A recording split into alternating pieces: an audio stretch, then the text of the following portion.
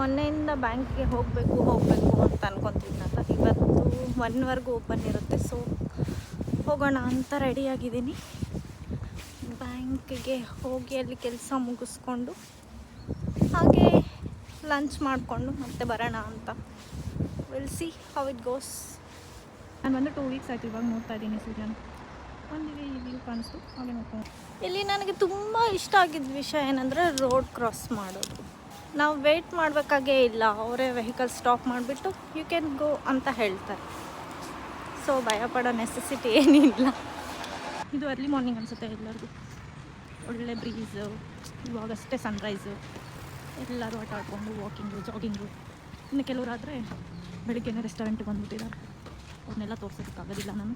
ಎಲ್ಲ ಬಿಲ್ಡಿಂಗ್ಸ್ ಒಂದೇ ಥರ ಕಾಣಿಸುತ್ತೆ. ಇದೇ ರಿಪಬ್ಲಿಕ್. ನಿಮಗೆ ಇಲ್ಲಿ ಎಲ್ಲ ಥರದ ಕ್ಲಾತಿಂಗ್ ಬ್ರ್ಯಾಂಡ್ಸ್, ಪಬ್ಸು, ರೆಸ್ಟೋರೆಂಟ್ಸ್ ಎಲ್ಲ ಅವೈಲೇಬಲ್ ಇರುತ್ತೆ.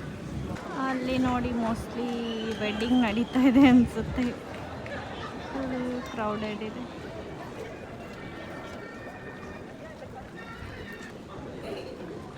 ಇವಾಗಷ್ಟೇ ಎಷ್ಟು ಬಿಸಿಲಿತ್ತು, ಸಡನ್ನಾಗಿ ವೆದರ್ ಚೇಂಜ್ ಆಗೋಯ್ತು, ಮಳೆ ಬರೋ ಥರ ಆಗಿದೆ. ಇವಾಗ ನಾವು €2 ಶಾಪ್ಗೆ ಹೋಗೋಣ. ಅಂದರೆ ಇಲ್ಲಿ ಏನು ತೊಗೊಂಡ್ರು ಜಸ್ಟ್ €2 ಅಷ್ಟೆ.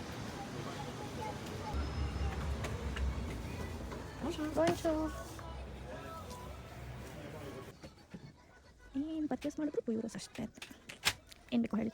ನಾವೀಗ ಲಿಡಲ್ಗೆ ಹೋಗೋಣ. ಇದು ಮಾರ್ಟ್ ಥರನೇ.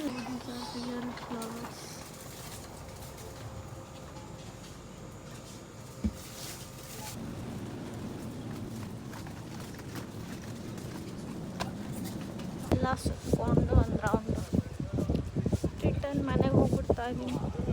I am tired.